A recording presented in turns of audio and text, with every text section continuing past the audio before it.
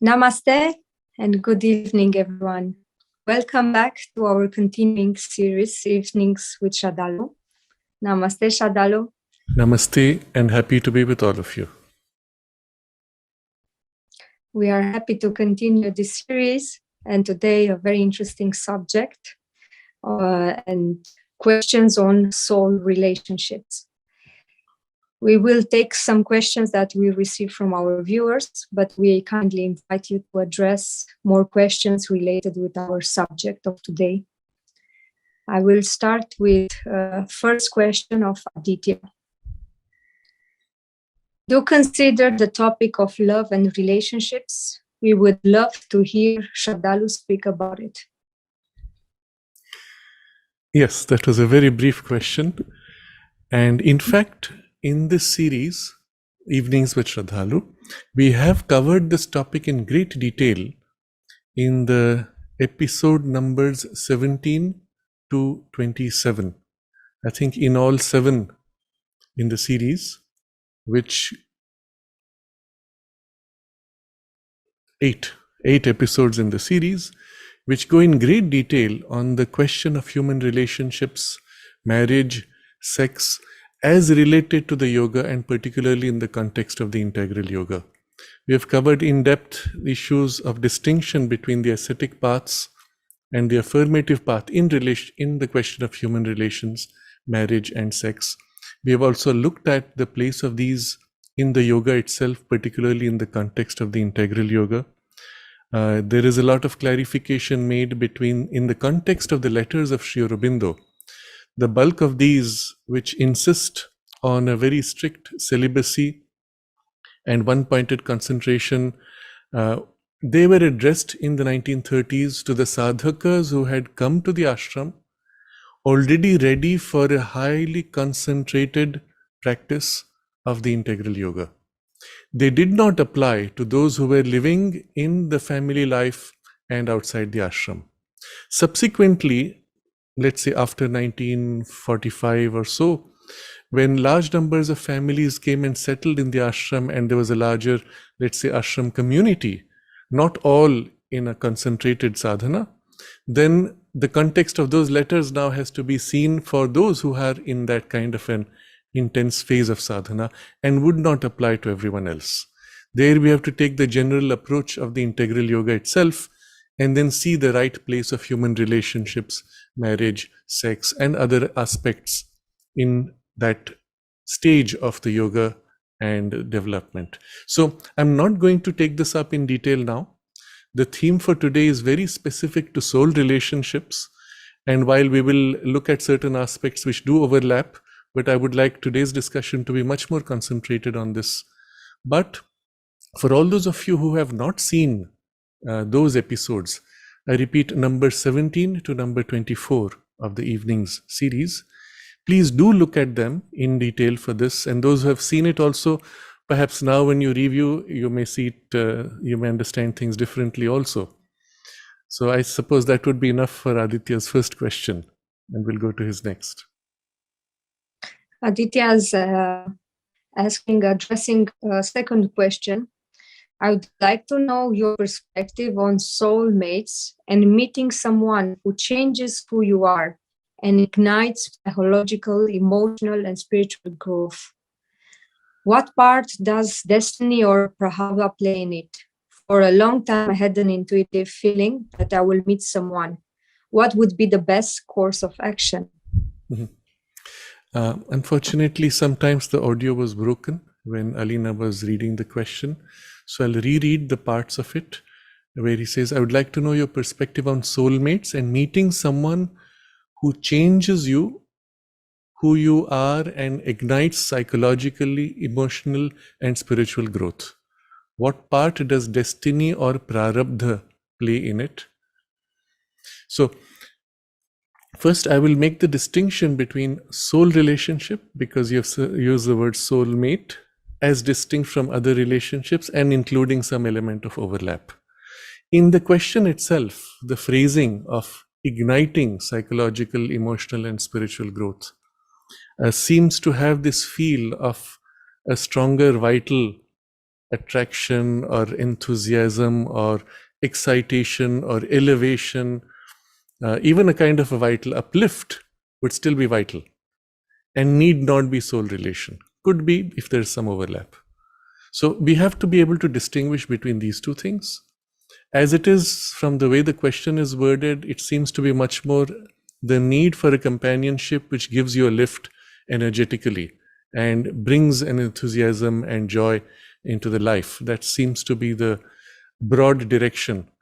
And yes, first we recognize that in the context of the yoga, and particularly in the integral yoga, being alone is not necessary and is even in a certain way unhealthy, because one can easily get lost in one's own kinds of psychological creations, mental formations, or stay in a very fragile stage of development in some part and not have other parts engaged with life and not being provoked even to be challenged, so that you may be aware that those parts are not developed. So it is necessarily a part of the integral yoga that we continue engagement with life in general to some limited degree, to some degree of modulation and control, that we are not invaded. But engagement, interaction is kept, and you will see in the way Sri Aurobindo designed his ashram, that interface does continue even today. Although now whatever boundaries for protection were there have been dramatically damaged because of huge influx of tourists which come and spread in between the buildings of the ashram and bring in a very clouded energy. Nevertheless, in the ashram life, there is an interface still with the general life outside, but with a certain controlled focus. And we understand why. We don't want to be overwhelmed or dispersed. So this I would put as a first observation, that yes, some interaction is necessary. Isolation could be relevant at a certain stage, in a certain phase of intense yoga, but even then one would re-engage with life eventually to be able to bring that into the full expression in the transformation of life itself. And therefore, being alone, which is very highly valued in the ascetic paths, where the goals are to cut off connections. The goal is to cut off emotions and ties of emotions so that you may pull out and withdraw. That does not apply to the context of the integral yoga. And even the reverse is true. The reverse being that whatever you have in your deeper and higher experience of closeness with the divine, the joy, the love, the closeness, the intimacy, all these should, I will use the word, glow out, express through your emotions, through your thoughts, through your actions, in your relationships with all. This would be a general observation first. But right now the questioner is concerned with a special kind of a relationship, and we will have to look at that in greater detail. But again, I'm going to keep this emphasis on the soul relation, and the other things only to the extent they overlap. We have to be very careful about the mixture first. Sri Aurobindo warns about this in many of his letters, that there's actually a letter where this phrase twin soul is used. And he says in the letter itself that it looks like in your question that what you're looking for is more like a cover for perhaps a sexual interest or some other emotional interest, which then onto which you would put the cover of a soul relation. One has to be very careful, at least within ourselves. Whatever we may do to deceive others, never deceive yourself, because it does not help. It only delays your progress. And never attempt to deceive the divine, because you can't. You only end up deceiving yourself. So to yourself, you can be honest. Okay, this is what I'm doing. I'm using this as a cover. Face it. And then whatever you may do in your relations with people, put up a front, secondary, not important. If you can not do that, that's good. But if you need to, for societal purposes, maintain a certain appearance, it's not of importance now. Be clear within yourself where there's a mixture. And typically when we feel a strong need or a pull or a yearning or a missing or a lacking, be sure there's a heavy mixture. Because all these characteristics of missing, lacking, yearning, struggling, all relate to life energies, emotions, and the vital nature. Now, the word vital, and we have discussed this a little bit in the series which we referred to earlier, the word vital is a lot misused or misunderstood in the context of the integral yoga, because Sri Aurobindo in many letters uses that word to generally describe problems of sexual, emotional, and conflicting jealousies, anger, tendencies, and so on. So vital has been associated with negative. No, vital is life energy, generally speaking. It is meant to be uh, purified and raised, enlarged, intensified as an enthusiastic servant in service to the divine, in manifestation of life. Without the vital, you will be ineffective, you will be a failure in any creation or manifestation. So vital is a good thing. Unregenerated, unrefined, coarse, restless, rebellious vital is a problem, like an untamed wild horse. The same horse now, tamed, refined, elevated, strengthened, enlarged, wide, vast vital energy, becomes an extraordinary instrument for the divine work. And Mother makes this comment in regard to certain people in the ashram, saying, I wish his frame was stronger, she could have done much more work through them. And so vital is not a problem. It's the unpurified, unregenerated, unorganized, and so on vital, which is a problem. And the same would apply for the mind. So we recognize the importance of this vital and the enthusiasm it can bring into your life and the energy it can bring in any activity. But when it is a restlessness, drive, lack, compulsion of the vital which comes in this way, be careful to distinguish from soul relation. Recognize, yes, you have a need for some kind of companionship, you feel lonely, you feel called for something or other, you want to be in a relationship, fine. But soul would still be different. And so we need to be very clear about this. What does it mean and what will be the relationship between these two? I will come to shortly, but first one more clarification. Because in this term soulmate, there are particularly today many confused ideas relating to this. There's a phrase called twin flame, twin soul, complementary soul, soulmate, etc. are very loosely used in New Age literature. Some of them drawing upon certain, I would use the word primitive ideas or traditions, but which are treated as wisdom traditions. They are not necessarily wisdom. They are just cultures and traditions of a certain type, relevant to a certain period, but may not represent a high spiritual truth. Where these ideas are presented, and one of the stories they will present is, well, human beings came as one soul and they were split into half, and then they were made to chase each other, and that's how they were kept apart and humanity was made to move. This idea that there is a kind of a half split and you are one half that needs to find the other half, Sri Aurobindo points to it in one of his letters and describes it as a dangerous idea. And I want to make the distinction between these distortions and what we will discuss as true soul relationships.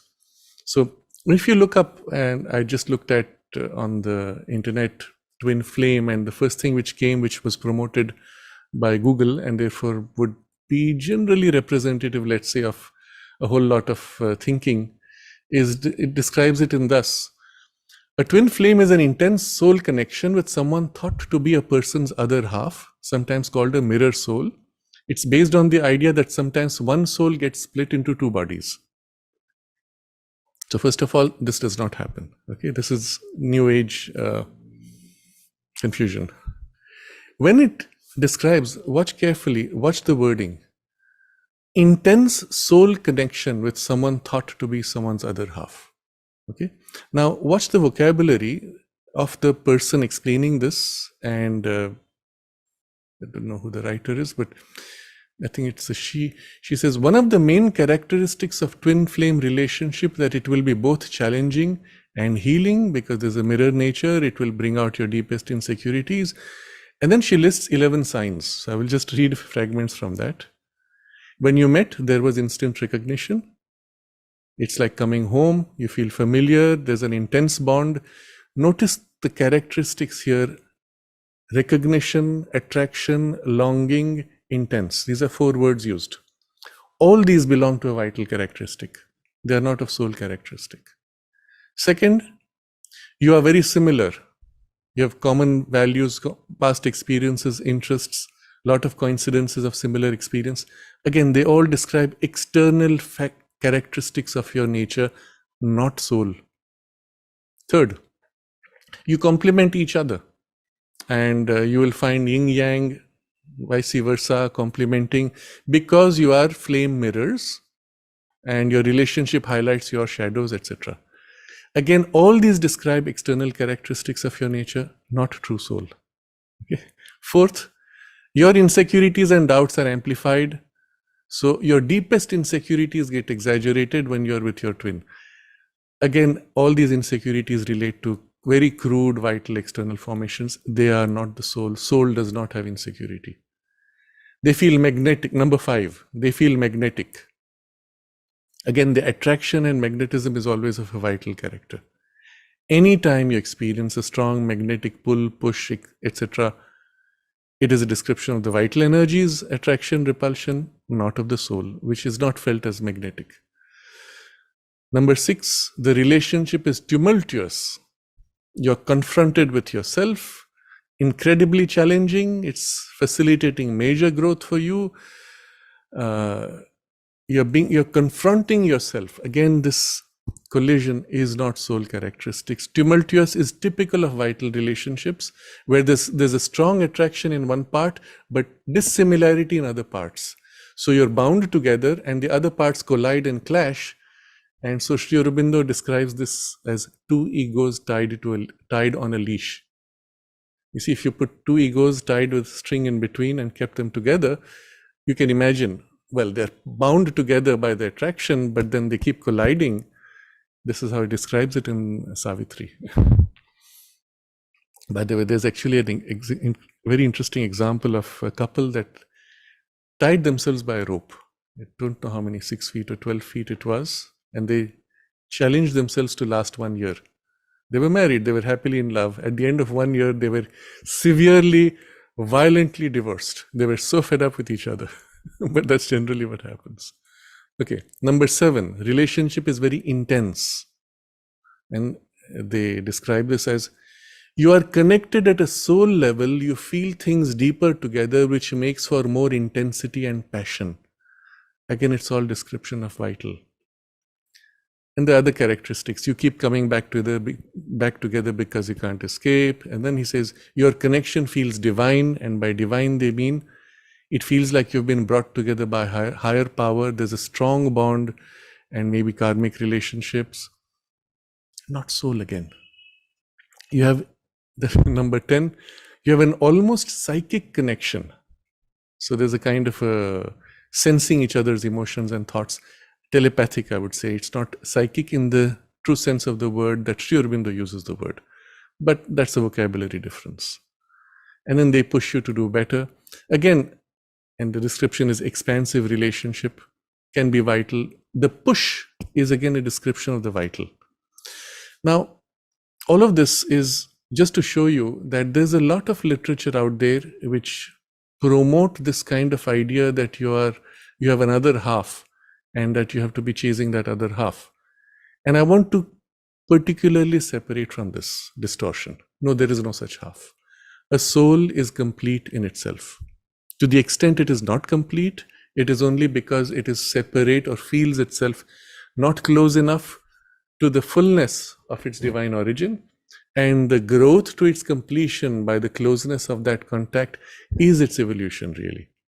So, still, it is always all possibility, ananta guna, all quality, held in potential and working to unfold itself like a flower unfolding petals. And so there is never in the soul any sense of a lack or a need for someone else or something else to complete it. These experiences do not belong to the soul consciousness. They belong only in the vital, mental or other superficial parts of our ego nature. So this distinction having been made, I will then now proceed to the proper discussion for the theme itself, for which first we will make a distinction of the word soul. In the way, as we saw in the article, the word soul is used. It's very superficial, it's vital, emotional, mishmash of various parts of our nature. Sri Aurobindo uses a vocabulary which is very precise, because as soon as you get into deeper experiences, you need words to distinguish. He speaks of three souls. There is the outer desire soul, which is what you say, I am. I am conscious, I am happy, I am unhappy. And most of the text what we read about twin flames relates to this part. It's the ego center. And Sri Aurobindo calls it desire soul. Soul in English language would be simply any focal point of identity. So here it is a desire focal point. And you will see this very interestingly in the way you introduce yourself or the way you introduce another person. Let's say I ask you to introduce yourself to somebody or introduce your friend to someone. You will say, so and so, you start with a name, is named so and so. Likes this, likes that, does not like this, does not like that. Does this, does that, does not do this, does not do that. You will see the description of yourself, and try it out as an experiment. How would you introduce yourself? A description will be largely a cluster of likes and dislikes, desires and repulsions. We define ourselves by this sense of what we like or don't like, isn't it? And that's why Sri Aurobindo refers to this as the desire soul, because it knows itself only in terms of its desires. The deeper part of you, which we don't normally live in, but we are aware of and occasionally turn to, is this part where you turn and say, I wish people could truly understand me. In other words, what people see of me is not me. Somewhere within me is this part where only my best friend of so many years can understand. Notice that part. Now try to describe this truly you part. And you'll notice there, in describing, you will say things like, I'm very creative, loving, caring person. I like everyone to be happy. I like things to be beautiful. I'm sensitive, etc. And all of us, you will find in that part, we will only use positive words. There, you will never have a negative description, interestingly. But then you will notice, because I'm sensitive, because I'm loving, I get upset when things do not go the way they should. And here comes the separation between these two layers. This core that I feel myself, which is all positivity only, is contrasted by my reactive surface nature, which is precisely because I'm sensitive, the reactions are stronger. I get angry when things are not beautifully arranged. I get hurt when somebody misunderstands or criticizes, because I'm sensitive. And so I react. So this surface part we distinguish from our deeper part. And in that surface part is also the desire soul largely. And this deeper part we rarely live in, or we don't go deep enough even into that. We have a superficial part of a sensitive emotional center, which is all we consider to be ourselves.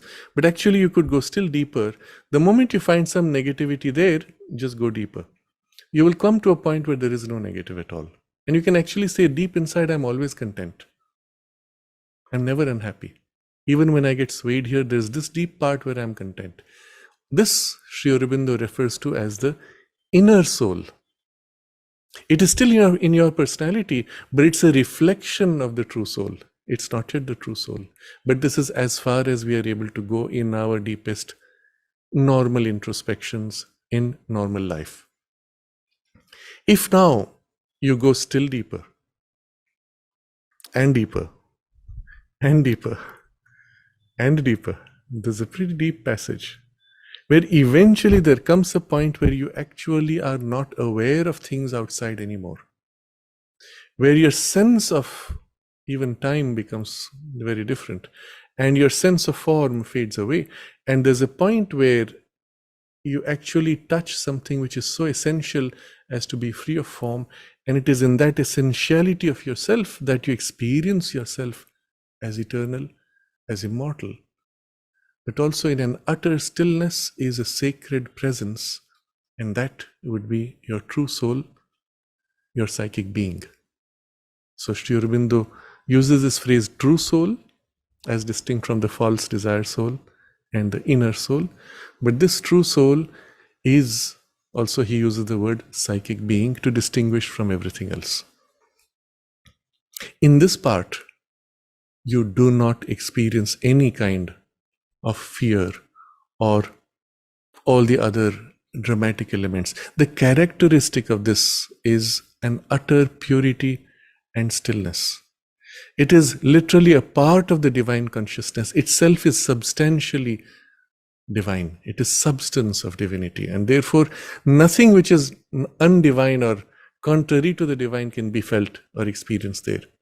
Rather, its presence automatically purifies, elevates, brings light into whatever it touches, whatever it is able to fill because of its divine character. Whatever it touches, it turns to in remembrance of the divine, spontaneously, effortlessly, because it is radiating that all the time. This would be the true soul. And you can now recognize that relationships from this poise would necessarily be very different. Because here there is no lack, there is no need, there is no compulsion, there is no excitation, there is no disturbance, there is no reaction. It knows itself utterly secure because a part of the divine and immortal. There's nothing that can affect it. You could destroy the whole personality, the body. Okay, I will take another birth. And when it turns to the world, its basic relationship is its closeness and intimacy with the divine. It sees the whole world as a playground of the divine. Self-discovery and creative discovery, creation, manifestation, delight of the play. And therefore, its relationships also with other things and people would be from that characteristic. Its relationship with other souls, therefore, also would be based on that.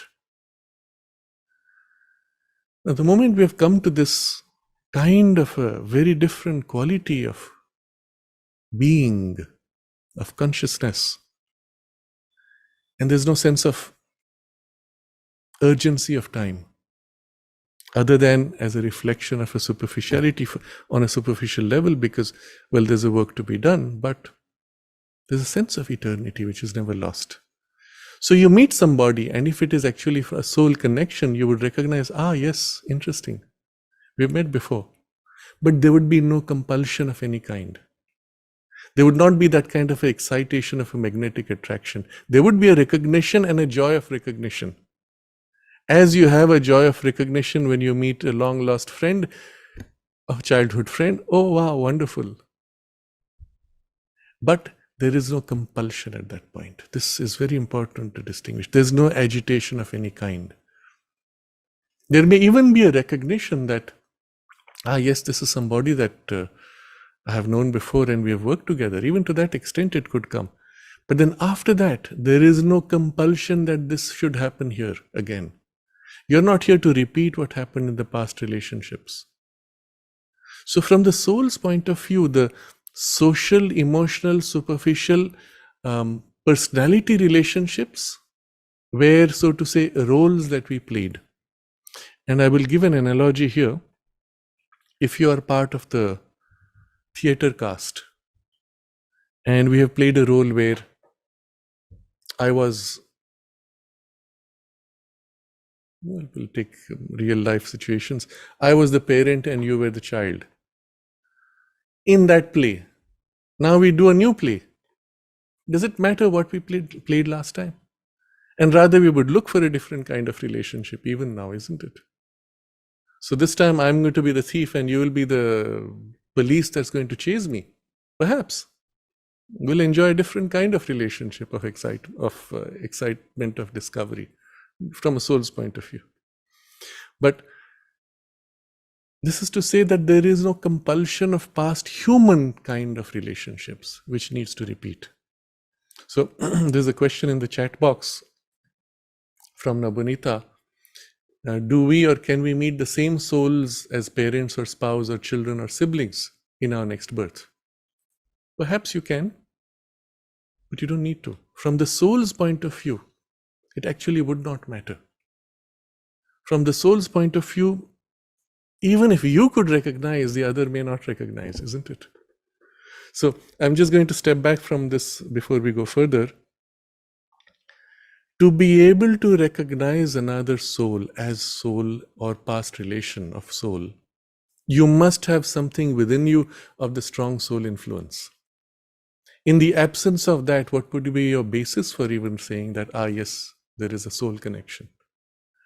If we use the very loose vocabulary of soul as we read in that article, then you will say any kind of affinity or closeness of emotions or of temperament or nature, which is what these are, you feel, I feel like I've known you all my life. And it can come just from a superficial affinity of nature. So when you go to a club which has similar interests as you, whatever your artistic, technical, scientific or other hobbies might be, you go to a club and you meet people who have exactly the same thing. You have this excitement of, yes, I feel like I've come home. That's all it is. It need not have any soul component. It may also happen that there is a soul component mixed in with this, and you wouldn't be able to distinguish, unless you have already had some influence of the soul's aspiration, of the psychic closeness to the divine, infusing into you from that deeper source. If that has been strong in you and has been already guiding your life in a way, then you may recognize certain vibrations of that grade. But still you have to be clear that you're distinguishing that grade from the other things. Or the reactions in your emotions when you feel that something of that grade and your emotions say, wow, that's a different thing. Do not mix the two. From the soul's point of view, it can be, yes, I've been waiting for this. Perhaps, need not be. Or, you recall I had spoken of this person, Tapasviji Maharaj, the book of this man who lived for 185 years in two or three sessions ago. In his own incarnation, his mother had passed on. At some point in his life, he meets a woman who he recognizes as his mother. And interestingly, as it turns out in the life, she is now a child. She does not have a conscious recognition of him, but circumstances work themselves out in a way that she brings some food for him every now and then while he is in that village. And then he moves on and that's it. He could recognize, but she could not. And yet there was some deeper thing and circumstances arranged themselves that there was this brief momentary contact and then you move on. Had she been more awake, perhaps there would have been a recognition and perhaps a saying, this person, I think I need to know more. I need to learn from him, if there was a spiritual aspiration. If there was not, it would just be, yes, it was such a wonderful person. I still remember. For the rest of her life, she will say, I remember once I met that man and somehow I've never forgotten him. That's it. Nothing more. Because the whole personality is in a very different direction. Had she had a strong spiritual turn, she might have just said, yes, I feel in you somebody that I feel can teach me a lot, but that's about it. I'm pointing this out to show you that the social values and relationships mean nothing from the soul's point of view. There's a very popular book called Many Lives and Many Masters. I have not really read that in the whole, but in the pages that I flipped through, there were series of under hypnotic regression, many kinds of relationships going back many lives, repeatedly coming in various ways between these two. It is possible, but it is extremely rare that two souls would continue to come again and again. Very, very rare. And if it did happen, there would be a strong sense of a spiritual purpose for which they would need to meet. It would not be casual, oh yes, we were husband and wife, now next life you're brother, sister, next life you're someone else. It doesn't just continue meaninglessly like this, unless there was a specific sense of a purpose in a spiritual quest, which also would not be binding because the soul is infinite quality in eternity of time. And so there will be periods of close contact, perhaps for some reason, and then when that is over, it may go on and then meet again, briefly, momentarily, and move on. What matters, and we must be very careful about this, what matters is the relationships we choose to build today. What we had in past does not matter. What matters is today. There were so many in the ashram that mother recognized as having been part of her team, some of them intensely close. There was even a child that she recognized as being her son in an Egyptian incarnation, and he was a king. And looking at him, she said there was something so extraordinary about him. It was as if a part of Sri Aurobindo's consciousness had entered as an emanation. That's it. The child left, never came back. End of story, practically. Unless there is a recognition on the other side and a spiritual purpose, any form of artificial repetition for the soul would be a binding and a limitation. And that's why the soul has consciously removed the memory of past lives so that it can be free in forging new relationships and experiences. So we have to be very careful from the soul's point of view. There will never be this kind of a compulsion. There may be recognitions, and of course, one can never say it will not be like that. Of course, it can be that sometimes a soul may recognize for a work. Ramakrishna Paramahansa, when he first saw Swami Vivekananda, he exclaimed, "Ah, you have come at last. I've been waiting for you." And Swami Vivekananda, at the time his name was Narendra, he says, "I don't know what you're talking about." He goes away. He's a disbeliever. He goes away. And then he's called back somehow. He's compelled. Something compels him to come back to this man. He comes, he listens, and he feels overwhelmed with something, and then he turns away and he starts questioning, is it true? He asks Ramakrishna, is it true what you say about Kali? He says, yes, go ahead. You go and speak to Kali in the temple and ask her what you want. He goes, he has a darshan, he comes back and he says, did you ask him? No, I forgot. When I looked at her, I forgot. So he's provoking, cutting through as if the surface layers of personality to help him to awaken to his spiritual purpose. You see how much work was required there, even though there was one-sided soul recognition. Of course, on the inner level, Narendra's, Swami Vivekananda's soul also recognized. That's why he was compelled to come back again and again. But the surface personalities were different. And if it was not for a spiritual mission, then he might not have taken the trouble even to cut through that surface and bring him forward. There were people in the ashram. There was one lady who was, when she came to the mother said to her first, "Oh, you have come back so soon." And then after a few weeks, a few months, I think, she called that lady and gave her a painting of a French lady. And mother said she used to be her friend in the past incarnation. She had died during childbirth. And now her soul had come to meet her again. Mother recognized her, gave her the painting which mother had made of her in that incarnation. That was Maggie Litchi. But was there the same level of awakening of recognition? Well, from the soul perhaps, but not in the personality, no memory in the personality. And if mother had not said it, she would not have known. And so these are already exceptional cases because the mother was, so to say, drawing these souls back for the purpose of the work. But among us, for example, who are drawn to this path, this yoga, there may be affinities. We have met before, we have worked together before, we meet. But relationships can be completely different because personalities are different. We have evolved also in our journey, and every time it's a new experience. So all this is to say, while there may be past connections, it's better not to focus on that. Rather see what is the nature of the purpose this time, and to what extent, as all of us, as a spiritual family of Sri Aurobindo and the mother, we can nourish each other, help each other, and that's all that will matter from the soul's point of view. Everything else may be interesting for the surface personality, may be useful, helpful, yes, sure. But from the soul's point of view, that's all that will matter. So, recognizing the true nature of the true soul, the nature of soul relationships, we understand better. And into this is a further complexity. Mother speaks of sometimes groups of souls that incarnate. And she said that, I think it was in the year 1967, that a special group of souls had come for her work.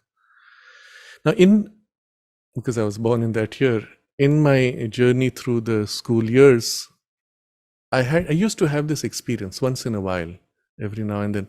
Oh, this is somebody I've known before. Just like that. I would say, okay, so what?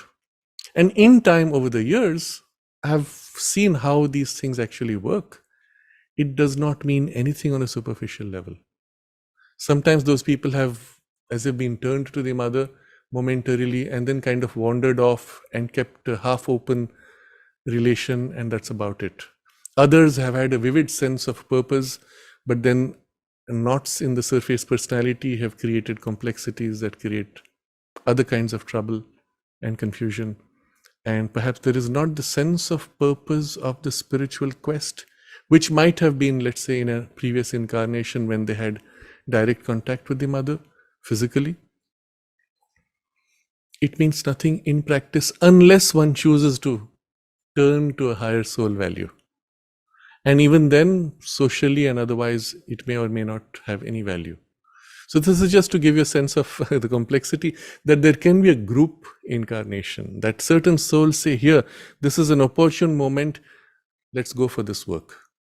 When they do meet in life, they will find certain affinities, certain alignments in their work, although they may be completely different in workspaces, of completely different interests. But there'll be this one common aspect of the affinity for that higher ideal. Something like that happened when there was the struggle for India's independence. Large numbers of inspired, let's say, beings came for that purpose and concentrated for that common purpose. They worked in their own spaces, but with this alignment. So things like that can happen also. There can be groups of souls.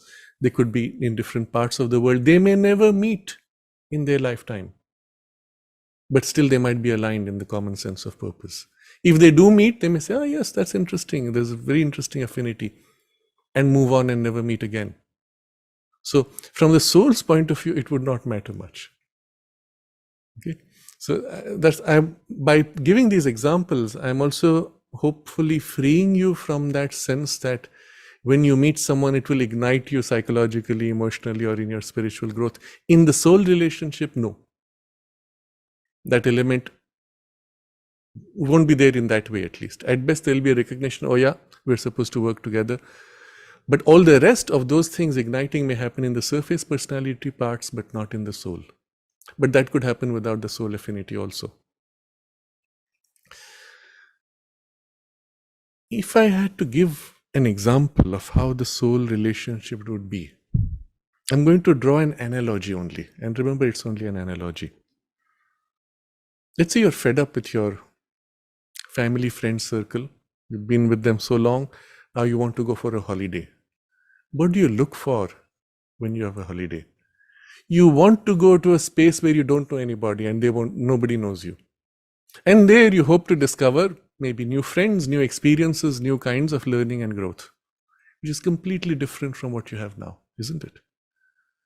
So a soul can choose that. For a lifetime, it may say, I want this very different life experience, and enters something totally different.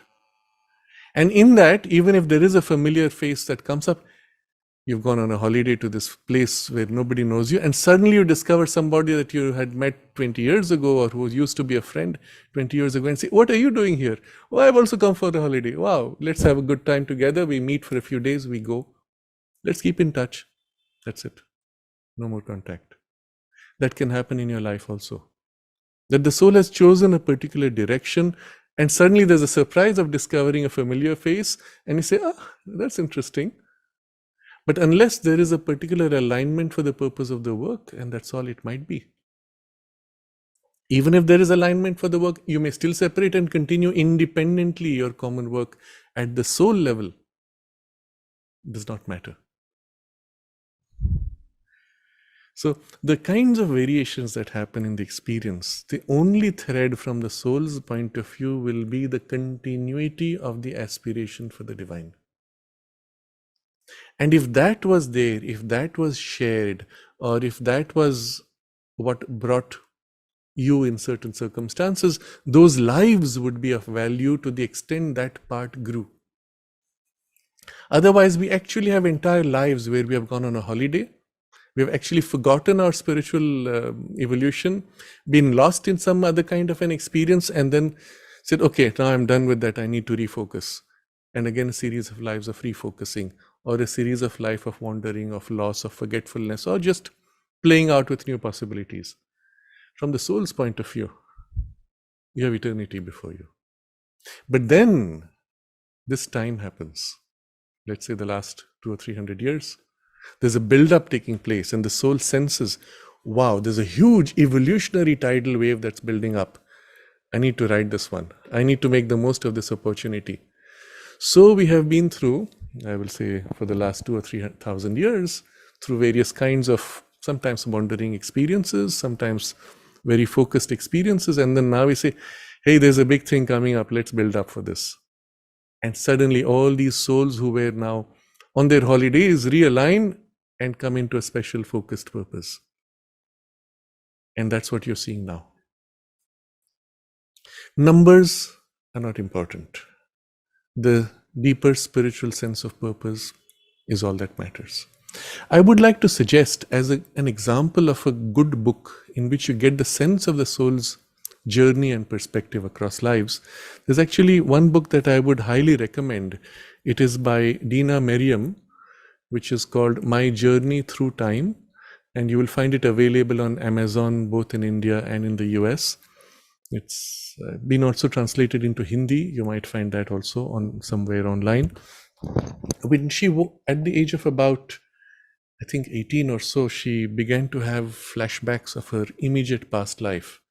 At first, she thought that she was going crazy, but then subsequently, she actually went to that place. They were in Russia, so she went to those places. She recognized certain streets, but could not find the houses that she had. Some things she did find. And so she at least understood that it was not, she was not going crazy, but bit by bit, other memories began to come. When I first met her, in some of the first few occasions, she narrated to me these incidents and these memories. And the characteristic of that was so distinct. In the memory itself, you had the feel of the psychic memory. And the mother explains that the soul does not retain details of lives.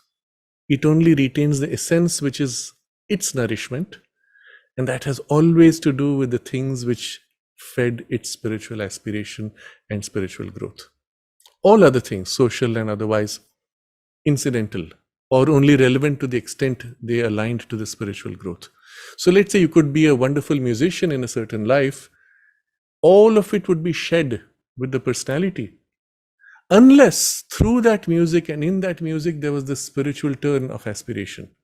And to the extent that the music nourished it or was made a vehicle for it, either to seek the divine or to manifest the divine, to that extent and that part of that musical training would remain in the soul's personality, and the soul builds its personality by such accumulated capacities and skills of consciousness, not necessarily fingers, although elements of that, if they were also turned to the divine, might come in. And to the extent they have come in the next life, you might find, oh, I have a natural skill for that musical instrument, or that kind of music I feel somehow hauntingly familiar. It's as if I know it. And yet in this personality, there might be little interest other than a part-time hobby. The whole focus might be completely different because the soul has chosen a personality or a purpose of a different kind of development. So parents often make the mistake of saying, oh, you have a prodigy, you have a skill for music, now you must spend your whole life doing that. No, the soul perhaps chose a different line. And you need to recognize what it has truly chosen and not force the child. Even if you tried, you couldn't. Eventually, the soul will force the change. But this is to say that, yes, one will carry certain elements of the memory, but only limited to that part where the aspiration awoke. Mother even gives this example. Sometimes it is for a few days when the soul came in front for a particularly challenging situation. And that's all that remained in the memory of that entire life. Interesting, isn't it? See, imagine how much time we would have wasted if we had not brought that consciously into the life journey. And so when Dina was narrating some of these incidents, I recognized all these patterns so distinctly. And there was one life, she said, the only thing she remembered of that life, and it was somewhere in England, she said there was a hermit who was in a hut and she would go and bring food to him every day. And that was it. That's the only thing remembered from that life. And the feel, the vibe of that whole consecrated life in service to the divine. That every day you went and gave that food, and it was service to the divine. That's it. That's all from that entire life. No name, no face, no other details. Nothing else mattered. She had children, perhaps she had this, she had that. Struggles, relationships, problems. Nothing from the soul's point of view. And other lives where there were some pretty vivid elements, and especially some of the more recent ones. But what is interesting is when she began to write of these experiences, as she was writing them for her book, it was as if she tuned in into that time and period, and as if leaning into the memory of the cosmic Akashic records, details of the images began to come. Now, those parts were not so much the soul memories, but rather the soul's ability to access a time and recall details, but which are not carried here. And so the book itself is a fascinating narrative with those kinds of details. But what you see in the book is complex weavings of interconnections appearing and disappearing. For example, there's some person who used to be her husband in a particular life, and then in this life he comes briefly. They meet briefly for a particular project for a few days or weeks, and then he goes, and that's it, never again. And yet one life you would have dedicated an entire life to be together, working together and so on. But from the soul's point of view, unless there was a spiritual component to it, and even if there was that, what is its relevance today? That's all that would matter for its spiritual evolution. And so you get a hint of this, and it's quite fascinating how the soul personality is formed. And this is the part for us more important. Through all these, it's as if the essence is absorbed from these experiences, and a soul personality is formed, which is then infused into the next life, and infused into the next, and infused into the next. And so it is this which is truly you, and your true personality, and not the surface nature. And those would be the deepest aspirations and drives and tendencies of your spiritual personality, we will say, the soul personality, which then infuse into the surface nature and personalities and tendencies and give to it its higher and deeper turn, and make for the truth of your life's journey in this incarnation. And so in that book, what is interesting is because of this pretty much continuity of recall across many lives with very few gaps, and these influences coming and sometimes forming the personality and even influencing the nature of the work today, you see the threads, you see those connections. That's why I value this book so much, because you get really a sense of the complexity of how the soul journeys in the weavings of these interconnections and brief contacts, and sometimes parallel work and drifting apart and so on. I would highly recommend this for those of you who would really want to have a deeper sense of this, but it's also a wonderful book as a narrative, sometimes very deeply moving. It moves you so deeply, and it's very inspiring. So all this is to give you a deeper sense of soul relationships and how they work out. And I come back now to Aditya's question, what part does destiny or prarabdha play in it? Now, prarabdha is a term used to describe Sanskrit word. It is pra-arabdha, that which is begun before. So typically used to describe karmic consequences or tendencies or trends of work initiated in the past which have a force of continuity. And destiny is a more abstract thing. Somehow it's destined, somehow it's decided by who, by what, we don't quite know. Maybe your soul, self, God, something, but it's just there. It has to happen, so it will happen. And the prarabdha is more things begun by you. But the idea is, are there some compulsions of these kinds that would bring you in touch with other souls? So now I'm going to drop the term soul mate. So that's very specific, and still that happens. It is very, very, very rare. It still happens though. When there is a very specific work required for which the souls have chosen to work together for that purpose, that could be called a soul mate, where you're intended to meet because you have chosen to work together for that purpose. And it won't be a business deal. It will not be a project of some social kind. It will have to be of a spiritual character of the work. So you could say in that sense, Sri Aurobindo and the mother were destined to meet. But those, as I said, are very rare. So what part does destiny prarabdha play? Little. Yes, there are karmic compulsions sometimes which bring us together.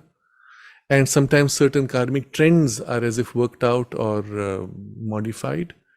And if they do, again, they are not really soul compulsions. They are rather karmic compulsions, isn't it? So a soul's choice would be very different from a karmic compulsion. And karmic compulsions can be both negative and positive. But when they do come up, you do have a sense that, okay, there's something here. But the moment that is finished, the whole thing just dissolves.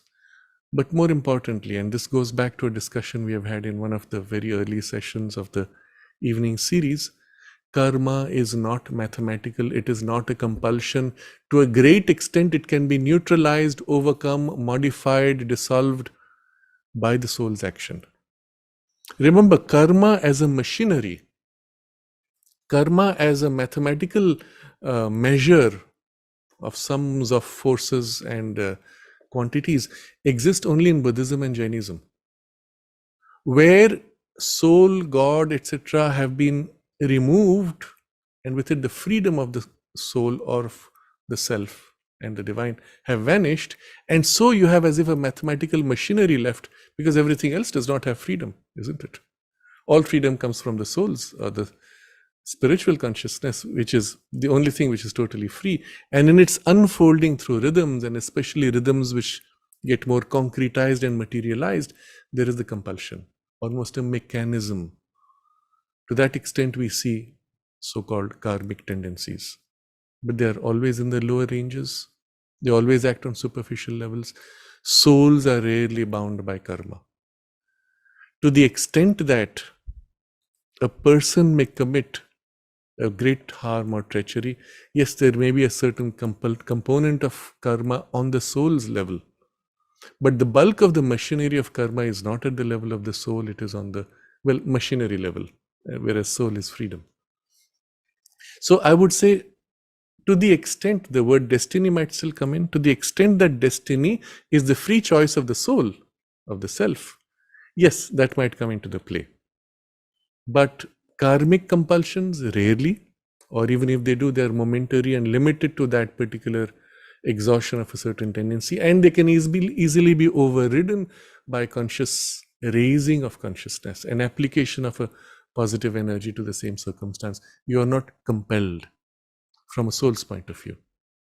But yes, destiny, if a soul chooses, this is what I want to do, and works towards it, and maybe if there's a collective choice of two or more, like we said, a group of souls also working, we come for this work. We work in different parts of the world. Sometimes we meet, sometimes we don't, but we are working for the same thing. To that extent, yes, there may be an element of destiny, which is nothing but the free choice of the soul finally. So now I come to the last part of his question, where he says, for a long time I've had an intuitive feeling that I will meet someone. Possible. I don't know the specifics. You will meet not just someone, you may meet many people, but you mean by someone special with whom you will have a deep affinity and closeness. Yes, it's possible. Whether it is soul or not, cannot say. It could be, it might not be. If there's a soul affinity, It need not be that you'll have emotional or vital affinities, and you may still be at a level of soul friendship with being completely different on other social levels, or there may be other elements of vital entanglements or not. It's entirely open. So the question ends with what would be the best course of action? To that part, I'm going to answer a little later, because we will link it with another larger discussion from another questioner that will come a little later. So I'm going to hold this part of the question. We can go to the next. John is asking, can we create contracts with other psychic beings that are very brief in nature, like a teacher-student relationship or a co-worker that complete a project together, or brief encounter with someone that you keep in contact with very seldomly, but when you do it is a meaningful conversation? Do our roles change from closer connections in some lifetimes and more distant relationship or more brief in others? So in a broad sense, yes, anything is possible because the soul is free. But the term contract would perhaps not be appropriate. Choices, arrangements, yes. But again, from a soul's point of view, the specifics of the human part of the relationship is not important. Teacher-student relationship, if it had a spiritual character, yes. Where there is somebody, as all of us have had a relationship with the mother and Sri Aurobindo in some form, some aspect, with some of their emanations perhaps. Yes, there would be a teacher-student relationship perhaps. But among us, maybe not, it depends. But it would still be not contractual.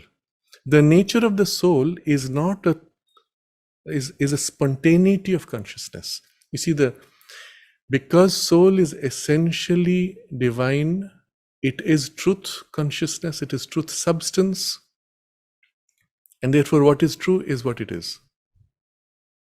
It doesn't have to do, it doesn't have to think, it doesn't have to contractualize. It is, and that's it. And so in relation to two souls, they are, and there's a spontaneity of a certain alignment. It happens, and perhaps when it's over, it moves on. But there's a spontaneity of it. There is no kind of a forethought of a fixed form. That spontaneity reflects in the emotions, in the vital nature, in the mind.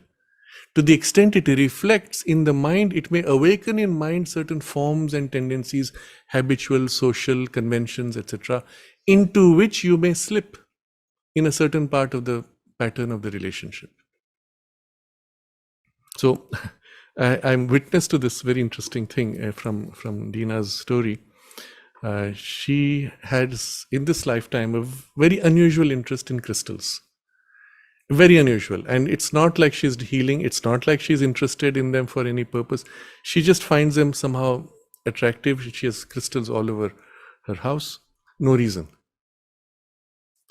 And then one day, we were traveling together for something. We went to a particular spiritual community, and the head of that community had passed on. And I saw this happen. She was shown the photograph of that person, and immediately she went into trance, just like that. And it was a while before she could come out. And then afterwards, they were joking. Every time we show her his picture, she goes into trance. And I saw that happen again, a second time, third time. But what happened with that was she had the recall that she was with him in some incarnation in the past, where he was teaching her how to look inside the crystals and recognize the light in the crystals. And he was there as a teacher for some time. And then one day he said, now I have to go. And then he just went and never came back. And for the rest of her life, she was waiting and nothing happened. He never came back. That was it. That's all that was the recall from that life. But this interest in the crystals came from that. And somehow it remained in her personality because it had a spiritual turn. Otherwise, it was not relevant. And looking at this picture, it drew back that memory, and she was just pulled into that experience of that. I saw that happen a couple of times. It was quite amusing. But I give this as an example to show that In this life meeting, not him, but his photograph, it still brought momentarily that relationship, because he was a teacher at some point. In her spiritual journey, he supported her in a certain way. It brought it momentarily, and that was it. She had no other compulsion or allegiance. She already had found her guru and so on. So this is an example of how things could come up. Yes, in this way, you could be working together, but it would not be a project necessarily of a physical kind. From a soul's perspective, it would not be limited to such things. Yes, you might work together in a physical project. You're constructing something, starting a company together, but that would be incidental to the soul relationship, which might have a very different sense of purpose there.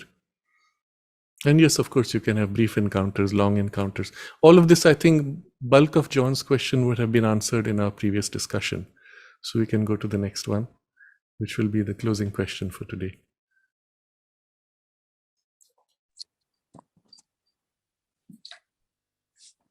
Maya is writing, in a previous video, you mentioned that the opportunity of this lifetime is so great in regards to human evolution that we should prioritize our spiritual development over material or otherworldly matters.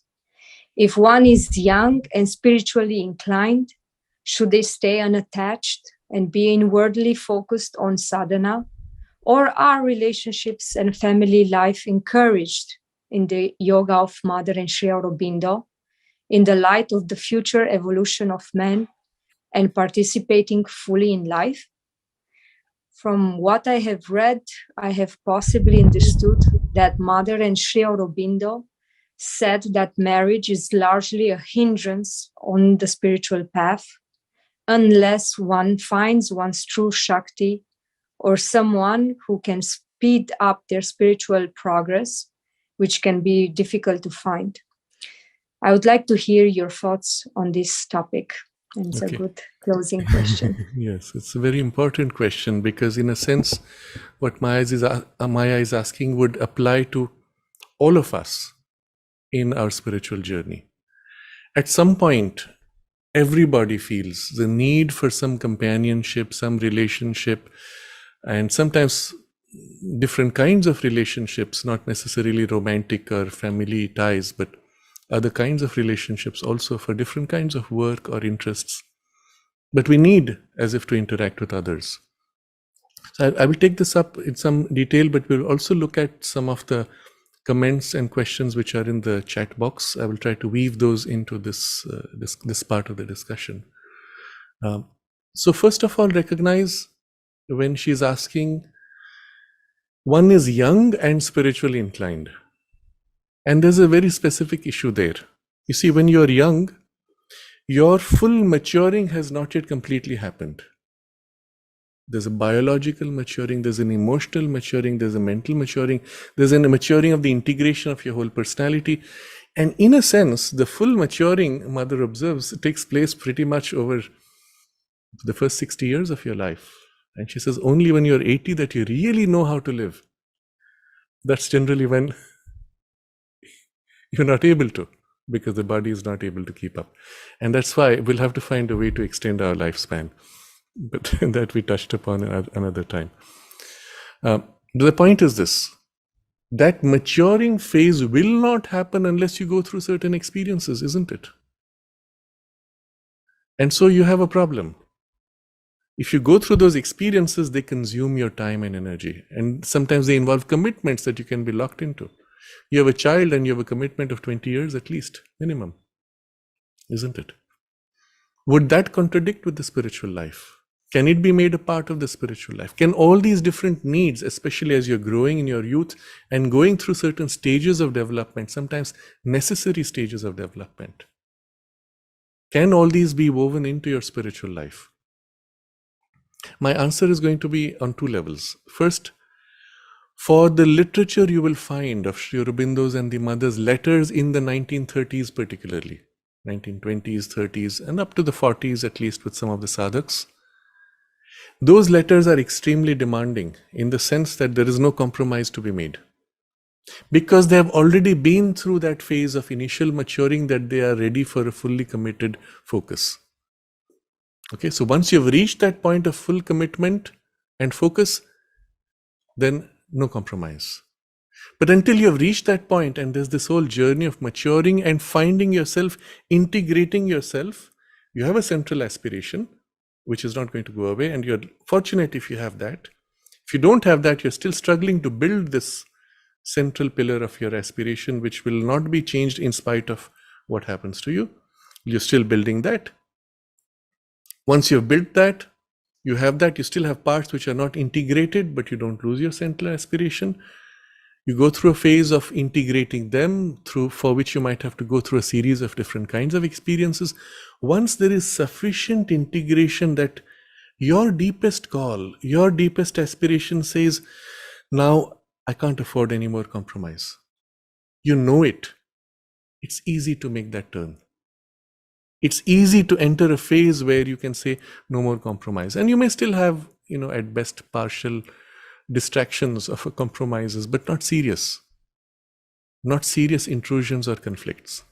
But until that point, you may have to go through many different kinds of experiences, isn't it? And especially depending on your nature. Now, some types of nature need a very rich exposure. Some types can do with less. Some types are more extrovert, some types are more introvert.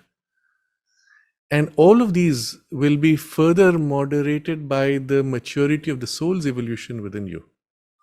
So in some cases, the soul's maturity is strong enough that come what may in the external conflicts and contradictions, it is able to override eventually and bring you back and not let you go astray for too long. In some cases, the soul maturity is not strong enough. It is the mind's call to a spiritual turn, and then you will find the mind gets distracted and pulled, and then you come back and you force yourself by kind of a will, which is good, which is useful, helpful, but you may go through variations, ups and downs.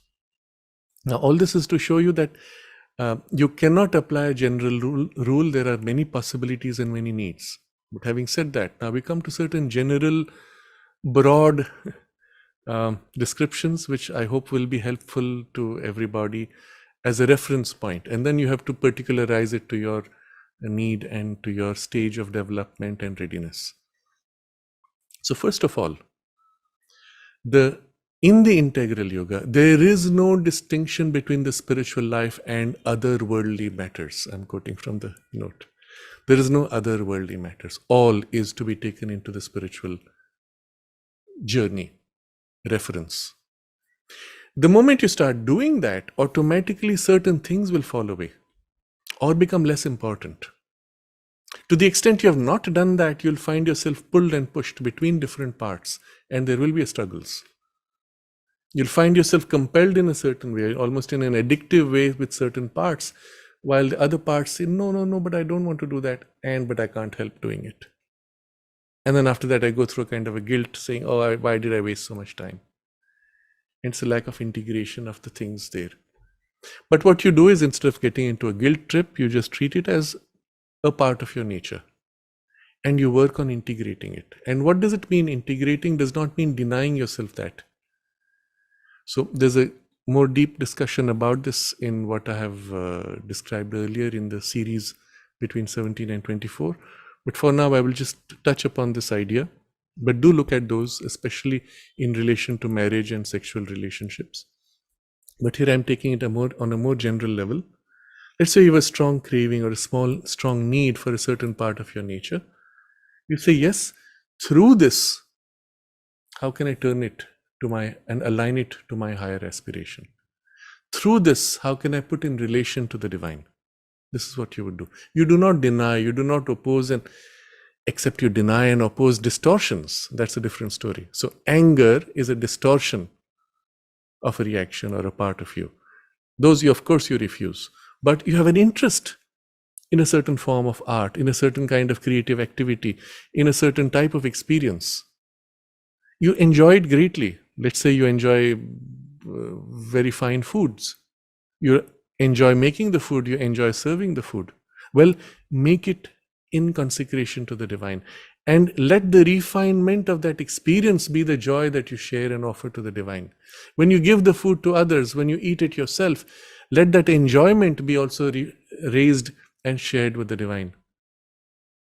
And in this way, there is the turn of that enjoyment and that activity and an alignment to your spiritual aspiration.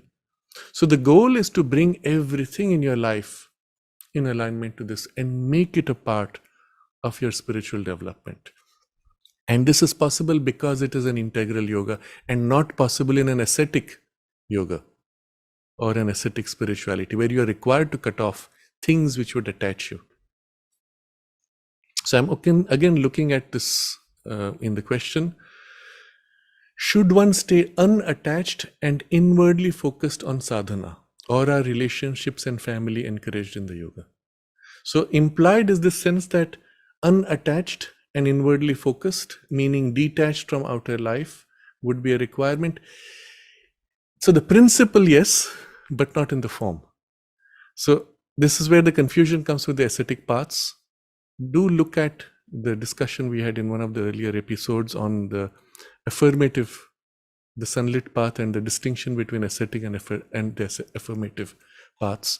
That will be important. It will be a more detailed discussion. But here we just summarize the idea that detachment, meaning you're not bound to something, would be good.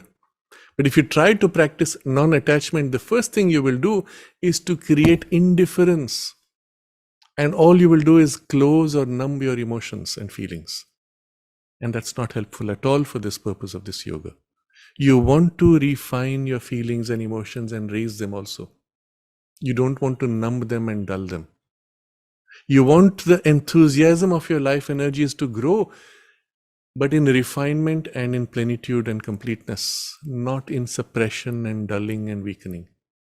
So many people, because of this conflict they have with their vital energy and enthusiasm and their idea of an ascetic spirituality, they end up holding back the reins of their horses, suppressing their vital energies and impulses. Instead of training and building them, they suppress them, and then they end up with a kind of an emptiness or a depression, which they think is a step in the spiritual. No, not for the integral yoga. For the integral yoga, you want to refine and raise everything to its divine potential. The vital is meant to be an instrument for the action of the divine power and energy and force to create, to manifest. So yes, as I said, on the principle of detachment, yes, but not in the form of a numbing or an ascetic withdrawal or separation or a cutting off. I've actually met somebody who had this problem, and it took me a while to figure out what the problem was. He would be so indifferent and sometimes rude and harsh with his family members, including his child. And then one day I said, but why? And then he said, because one day when I die, I don't want them to suffer. I said, that means you will make them suffer the whole life by denying your affection so that when you die, they will not suffer? I don't know if he got the point, but you see how it gets perverted. On his part, he was afraid of being entangled. On his part, he was afraid of being attached by expressing love and affection. I said, no, you have to do that. You have to open your heart. And these are the people most close to you, who most love you, to whom you should be able to pour your affections. And he still had a struggle because of the strong ascetic imprint in his nature.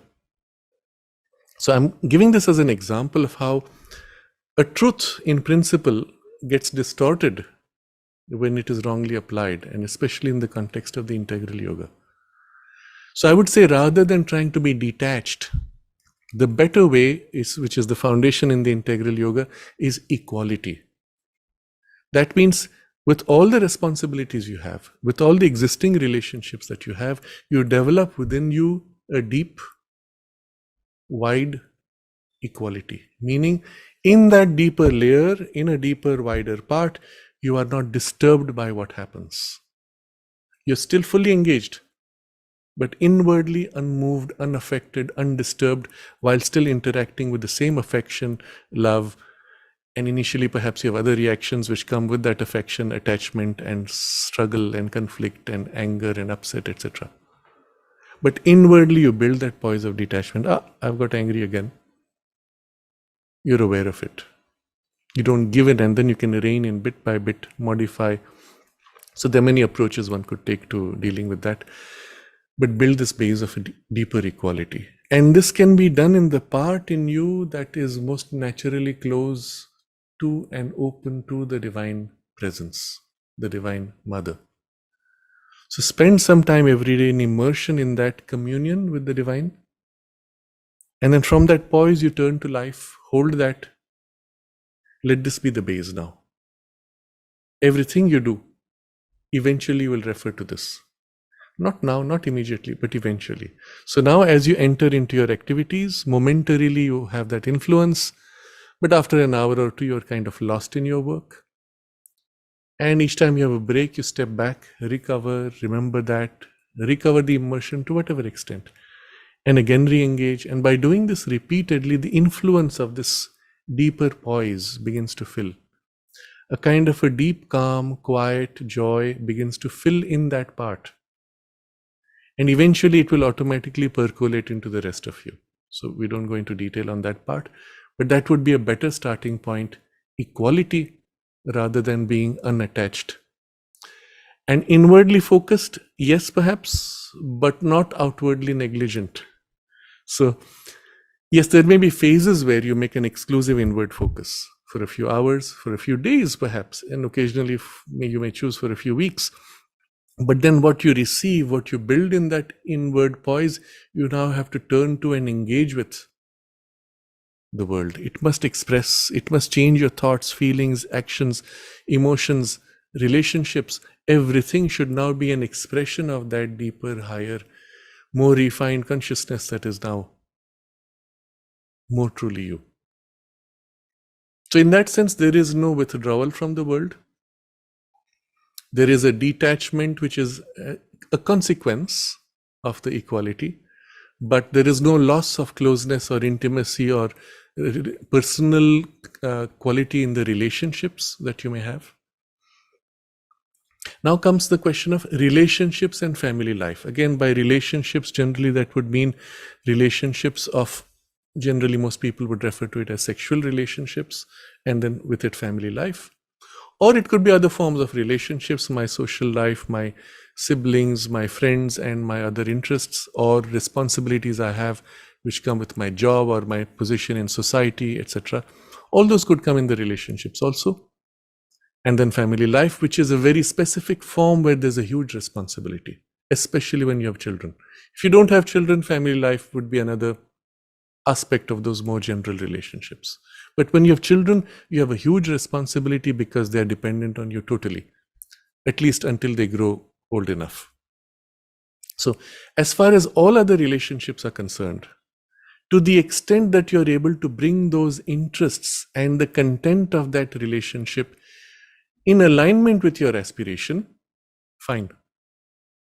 And when you do that, what will happen is certain relationships will just feel pointless, meaningless, and they will fade out. Other relationships will now deepen and become more valuable. So let's say you're a musician, you go with your musical instruments to perform, etc., and that's your career perhaps, just taking an example.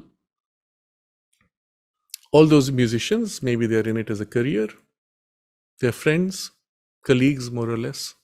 But among them, there might be some for whom there is a deeper spiritual aspiration. The music is for them an experience of consecration.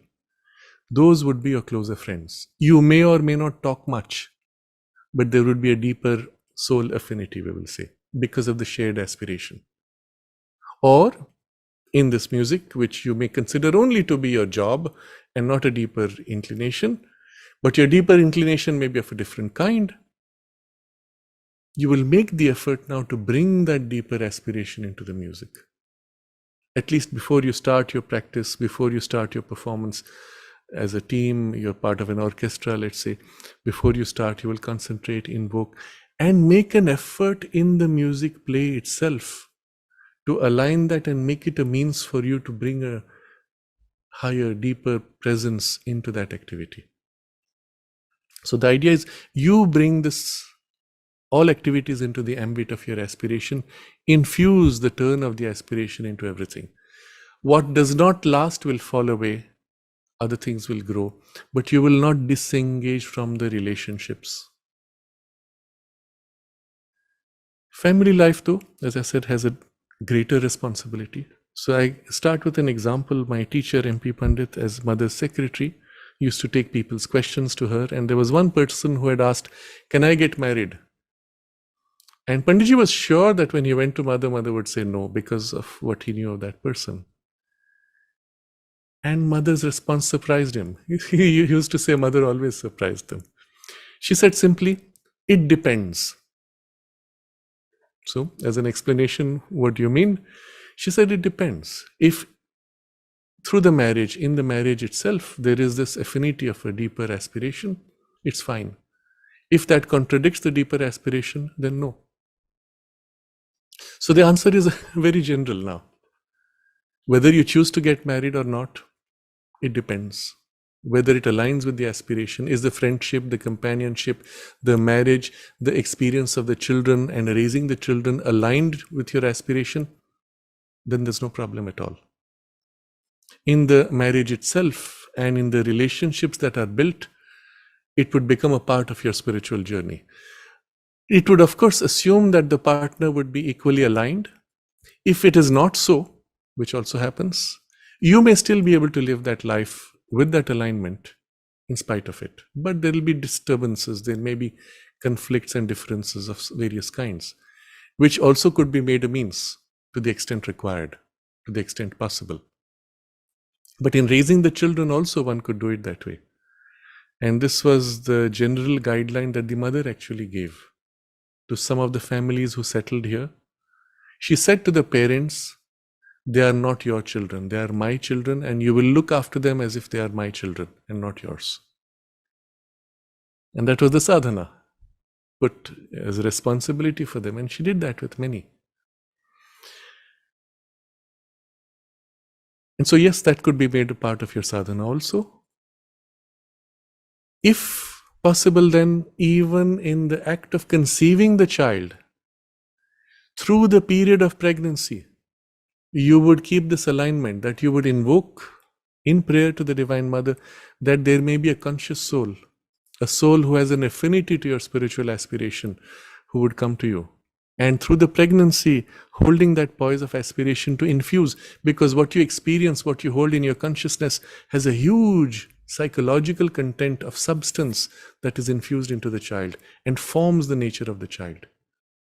And if such is your intention, a soul that shares that value and that aspiration would come to you. Because the more mature souls are looking for centers of light where they can take birth and be nourished and not have to struggle through a period of clouding and then struggling to awaken. So yes, that also could become a part of your spiritual journey. And then when you take it this way, then raising the children is equally for you, although a struggle, because at some point the children challenge you. They force you to look at yourself bare. They don't have any pretense. They imitate what you say. They imitate your behavior and you're forced to correct yourself. All that can be made a part of your spiritual journey as much as a development of your nature and your capacities, isn't it? It would be a huge investment in terms of time, but if made in this way, it can be as a powerful support in your spiritual journey.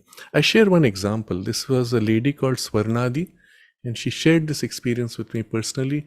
She was one of the very few that the mother chose as a personal attendant. These people that mother chose, they were all exceptional beings. And this, I've narrated her stories before, so I won't narrate the other parts of the stories, but she narrates how at that time she was in Bengal. Sri Aurobindo was her guru, but only by letter. She had never met him. Every time the letter came, she felt also with it the force. And she describes how at one time she had her child. She had just given birth. The child was in the crib. And then they tie a rope to the crib and she sits and she pulls the rope to keep it swinging gently. And as she's swinging the crib, she goes into meditation, remembering Sri Aurobindo. And she had certain experiences of the Kundalini and the centers of the chakras opening, and she saw in herself all these chakras and the nadis. She had no idea what it was. She writes a letter to Sri Aurobindo, "What is this?" And then he sends another letter explaining what it is. Here she is swinging her baby and she has this deep experience. I'm just giving this as an example that there's nothing in life that needs to be a contradiction to your spiritual journey if you can weave it into your aspiration. But if your temperament is different, where it says, no, for me, at least for this incarnation, that is not something I want to commit to. I would rather conserve my time and energies for a more concentrated purpose. That would be a choice you make. My point is, in principle, there is no contradiction with family life if it is done in this way. Ideally, then your partner would be somebody who would share in that aspiration to whatever degree, and it does not have to be exactly as yours. Even if there's a general alignment, that is good enough. I'll touch upon a few examples of what can happen, and especially this is going to the question also which Aditya had about what would be the best course of action, because the feeling that you will meet someone. What happens often in such cases is when you meet someone, you are both at a certain stage in your journey, let's say, where you have an affinity of alignment. But after that, you don't know how fast they grew or you grew, right? So after you've come together, you discover your pace of growth is very different, and one person continues to grow faster than the other, and eventually there'll be a gap. Now, if you expected that they would keep up, or both of you would move at the same pace and there would be no friction, it's not going to happen. There'll be differences, and if that was the basis of your expectation, it's going to break. So pace of growth could be different. Stage of growth could be different. So you meet someone at a different stage of growth, but the pace of growth might be different. They could outrun you in a certain way, to say. So these are two different variables you cannot anticipate. And third variable, which is the single most important, because these two you can't predict. Someone has a slow pace of growth and then suddenly shoots rapidly. What is important is the third component, which is direction of growth. If you share broadly the same direction of growth, pace and stage of growth don't matter. You will be nurturing, helping each other.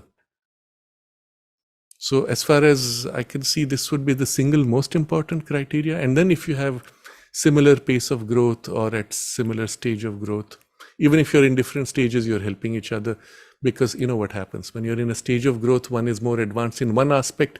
In another aspect of your growth, the other is more advanced and you are less advanced or less experienced. You can be mutually helping. Differences of stage of growth can even be a mutual nourishment. Difference of pace of growth also can be mutual nourishment if direction of growth was common. But if direction was different, so you may briefly meet and then you cross over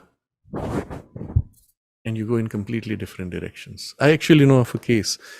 You see, names are not important. This was somebody with a very deep spiritual potential, very deep spiritual aspiration, who became a teacher in his own right for a certain group, etc. Very popular with his style and so on. Young man. He was coming from an ascetic tradition, therefore was celibate. Eventually, he met somebody who he felt really aligned with him, and it was a literally heavenly kind of romance and a wedding which had all the appearances of a spiritual alignment. 3 years down, they separated because she had a very different idea of spirituality and it went into ayahuasca and drugs, whereas he had a very different approach, which was much more Puritan in its spiritual purpose without these diversions. It just split. That's it. They're still good, very good friends, but the directions were wrong. Although they met at a certain time where there was commonality of, let's say, stage of growth or interests of growth or some other affinities. That's not the point. So this is the one thing I would highlight as more important, is direction of growth. And we have spoken about the focus of energies again, to the extent that if one is more extrovert, the other is more introvert, there may be differences, but again, if you make it a means for support and nourishment, you can learn a lot from each other and complete each other in a certain way. So if there's a central alignment, differences become complementary. If there is a central misalignment, then similarities would not last or would not be enough to keep you together. Now, we come back to the question then. Would family life be encouraged? Well, it's your choice. It's not necessary, nor is it necessary to avoid it. It's a question of your temperament, your need, and your overall sense of direction and purpose in your spiritual journey. It need not contradict, and it can be made apart equally, as well as you could choose a life instead of a more concentrated type where you would not get into family or having children, but just have companionship to grow in some way. It really does not matter as far as the spiritual growth is concerned.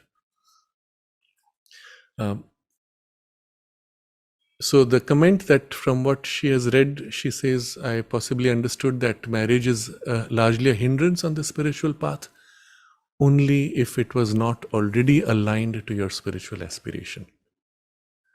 Now what happens, and this is something which I don't have an answer to, but I will place the problem before you, which I see very often.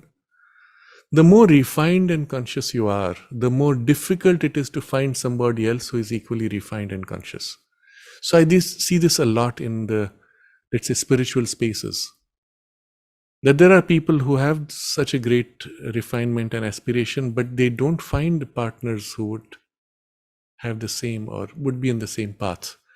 I don't have a simple answer to that. All I can say is, at least for those who wish to enter a life of marriage, look in the right spaces. Don't look in the wrong space.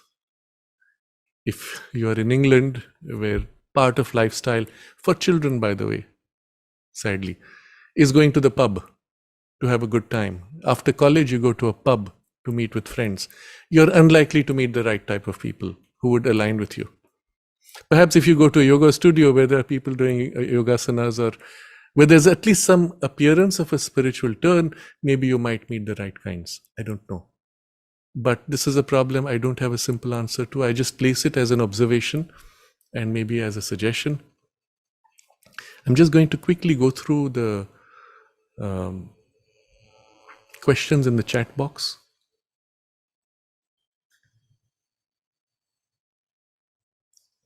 Kiara's question about, it's more an observation about falling in love in these days where there's no compulsion, no attachment, no loss of self. Yes, the falling in love generally as it happens among the young today, the first time it happens is much more of a vital attraction or affinity where you feel this kind of a lift or a high. It rarely lasts because you're often very mature at that stage. And as you grow, within a few years, you've outgrown that. And so there may be a second kind of falling in love on a more mature, more deep level with a better affinity on other layers of your nature. That is often more lasting. As I saw the statistics in the United States, every second marriage ends in divorce, and this used to be 20 years ago. Now it's all of them end in divorce.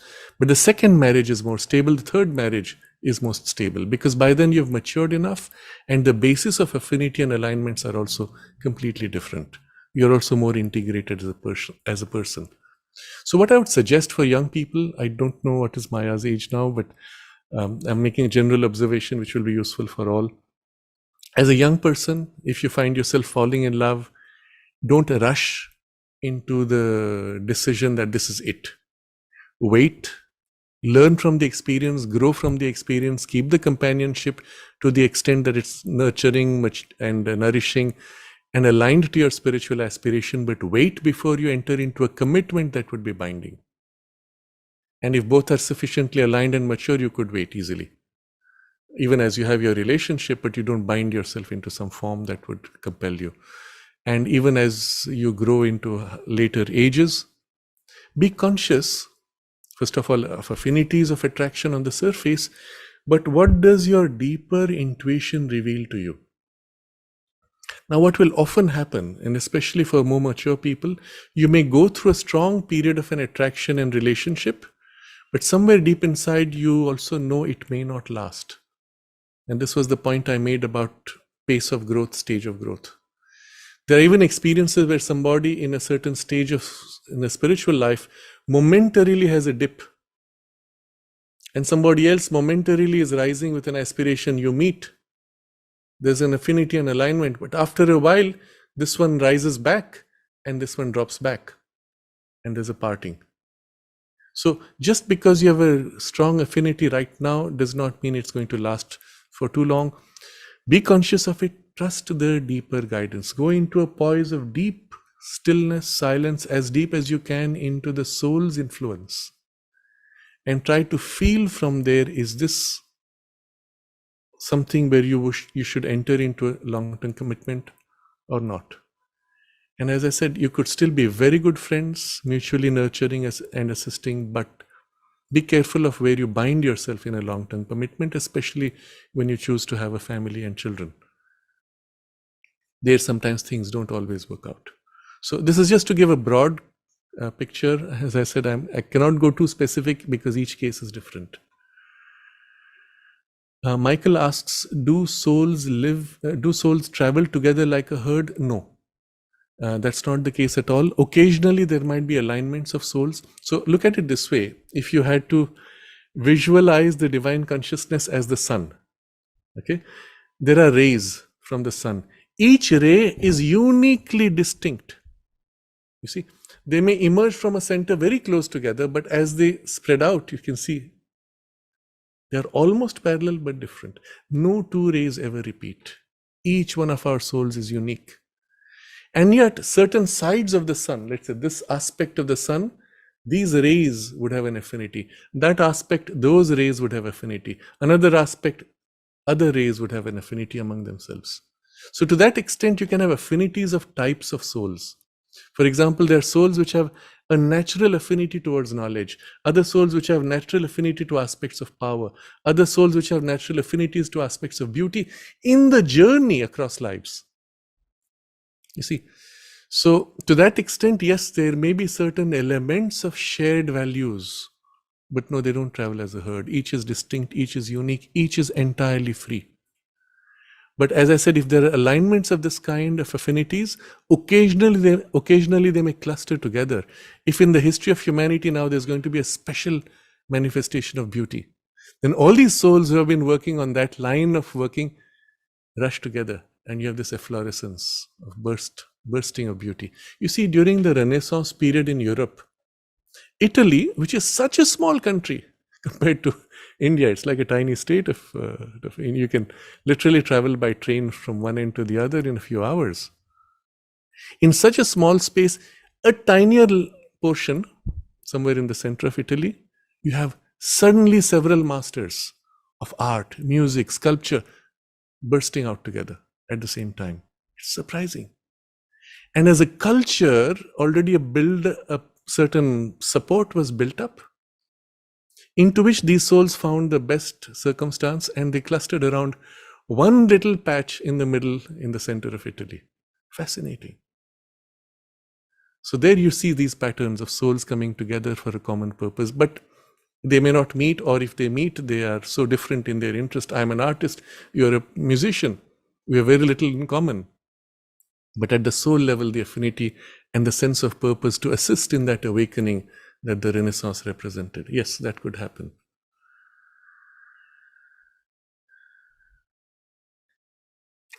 Kiara's question, are past lives real in terms of a sequence of soul incarnations, or is it simultaneous expression of the self across space and time? It's a good question. The answer is complex. When you raise yourself above space-time, all possibilities of all outcomes are simultaneously held in potential. Once you pour yourself into space-time, there is an unfoldment of those possibilities, a sequencing. In the subtle worlds, there may be worlds where many things could happen parallelly. But in the physical world, because this is a world of form and objectivized form, you do not have parallelism. You have sequential development. And yet there could be parallels of a certain kind that, for example, as you work, as your soul works to manifest a certain possibility, again I take the example of art, you're working to manifest a certain aspect of art, painting or music, souls and their impressions of work done in the past, their influences could as if align, attracted by the work you do, and join to share in you. So there's actually a more complex thing. A soul journey is not like single threads. There are affinities on other levels of certain qualities of consciousness and growth of consciousness, which could happen. There's this incarnate soul, not yet taken birth, And a part of its consciousness may lean to as if support your working or draw nourishment from your working because of affinity of similar vibes of consciousness. At soul level, it is affinities of consciousness, remember. And so in a sense, that soul grows as you grow. And then later it incarnates, you may momentarily meet and you'll say, this one is familiar. But because of something which happened on those levels. So there are complexities of this kind also that do take place. There is something even more interesting which could happen, and this is something difficult to understand. Like I said, there's an aspect of the self, you see, which turns with each soul, but certain affinities. So certain lines which work here might at the same time be working on a different plane or a different world, and there would be resonances across them.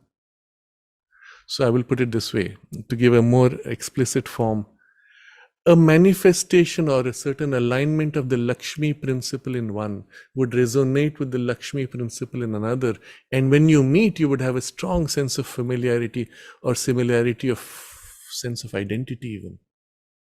At the soul level, momentarily felt, and surface personality may or may not register by reflection. And then you may part. You will rarely be together for too long because, well, the lines are different. And yet there's that affinity of the original quality of consciousness. And especially something more happens for when you work for a very high purpose. There is a different kind of vibhuti, that is some higher consciousness. I took the example of Lakshmi or some other aspect of Shiva, Vishnu, or other deities and aspects that for which you don't have names. They may align, and as if a part of them leans to assist you to manifest something of that capacity, of that aspect. Momentarily it lifts you, momentarily it fills you and lifts, manifests, incarnates, aligns with you, works with you, and so shares with you, and you share with them. They grow in their human part, you grow in the part that opens to their divinity, and there's a kind of a mutuality. And there are certain such alignments and aspects which may repeat multiple times because it aligns with the soul's broad line of development, line of manifestation. And so others who have that similar affinity would meet you or may feel a strong resonance. It can even happen, you will have this feeling, as I'm doing this work and this, I can feel there is somebody else incarnated in the world who has a similar work that's happening. I don't know them by name or place. If I have the deeper opening in the subliminal, I can even say, oh, that person must be probably in somewhere in that area. Broad description. You may or may not meet. If you do meet, you'll say, yes, now I recognize this is that one. That's it. So there are such interesting other affinities which are not really the souls, but because of the alignment of the soul with those higher aspects. So maybe that gives a better appreciation to Kiara's question. Well, there is a stage in life where there is a sudden awakening. The soul says, been there, done that, now, no more time to waste. And it gives a strong push. And suddenly things will just fall apart and new things will form. And you may go through a similar change. There's the example of the founder of the ISKCON movement. Their founder was Prabhupada. He was known as Prabhupada. He was in a family life, doing his work, job, and then one day it's as if either an incarnation, a vibhuti, fills him, or the soul says, okay, now I've done this, I have to get on with my real work. It pushes forward hard, and then he steps out and just builds this extraordinary movement. What a tremendous power to manifest, to bring people together, to carry them with him, to form these huge amount of vitality and energy, which is not humanly possible. So either you see the soul brought something deeper built up, or aligned to some such special influx, and you have a sudden change. This also can happen. And so suddenly everything you've done suddenly pales. But you have to not focus on that. Focus on what it is that is being built up. Concentrate on that and allow it to grow. And if you feel it is coming from deeper within, from above, wait, stay in silence, be receptive, and allow the new rhythms of life to rebuild. And there are phases of such change. And I'm responding to Kiara's question of the sense of change of phase of life. Shashwat is asking, he had an experience of meeting a friend many times in dreams, and then he saw a child being born. Was it a psychic being awakening in some way? Generally, the symbolism in dream state of seeing a baby, a child, is representing the psychic being. That's what the mother spoke of.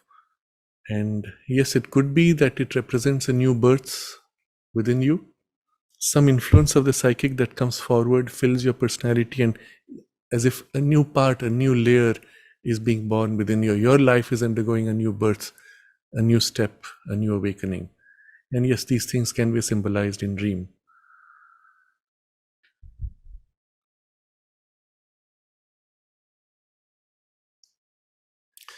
I think that would cover broadly all the questions which were there also.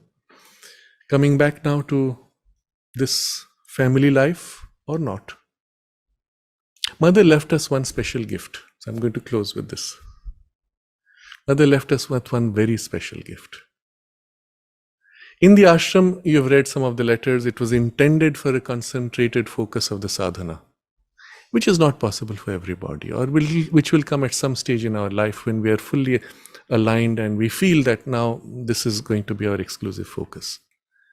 In practice, though, it became a mix, which is also, well, one of the things.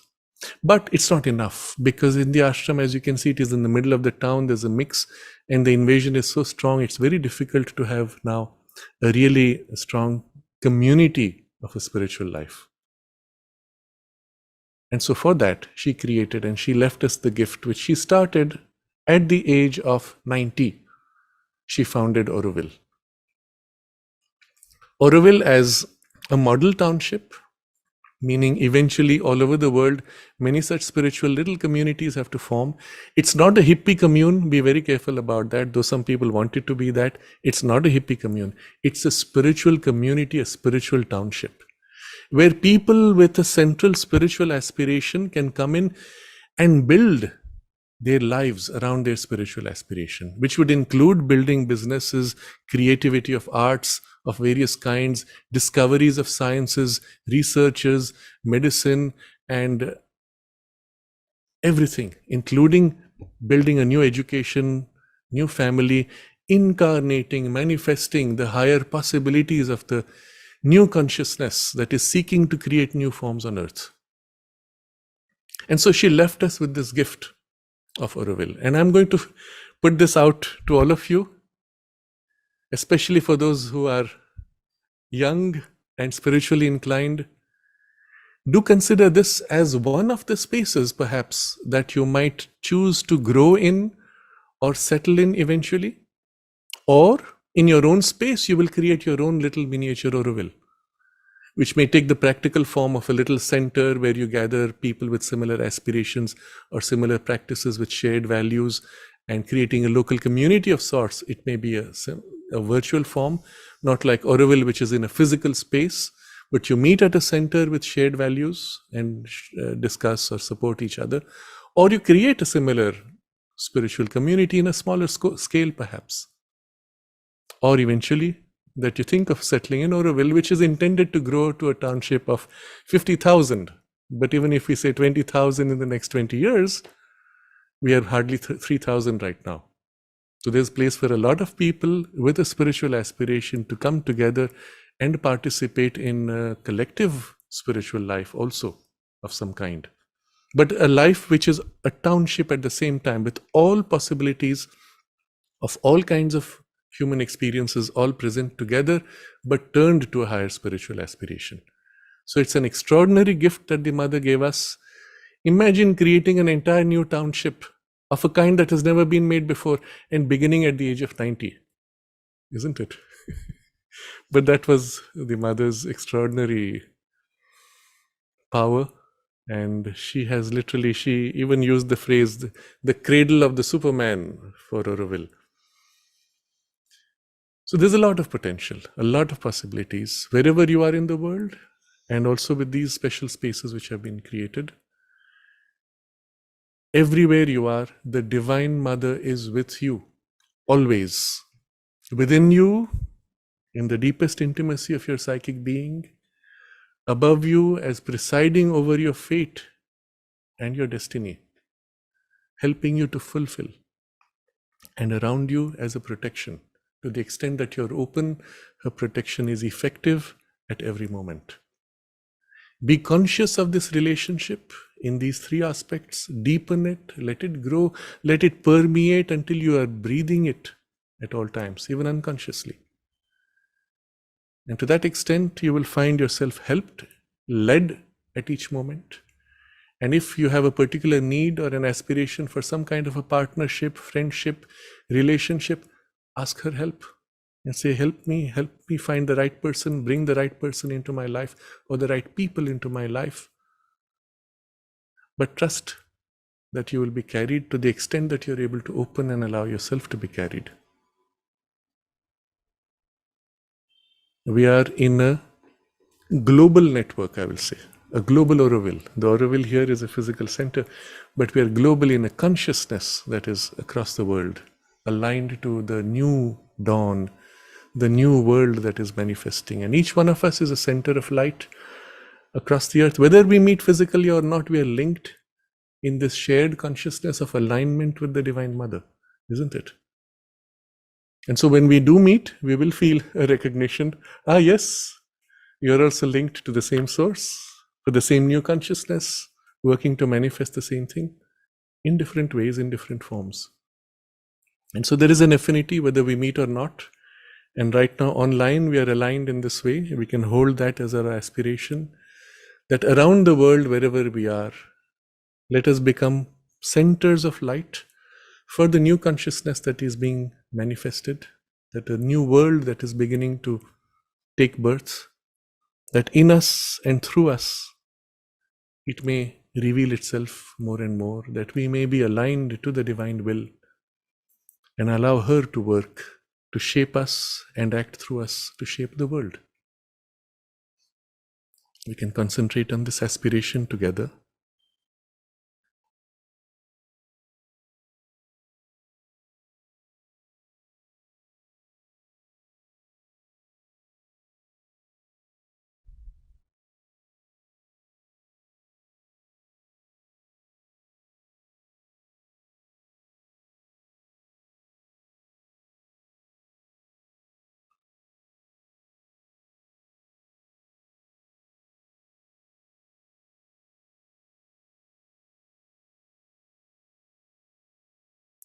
Namaste to all of the Divine Mother's spiritual family.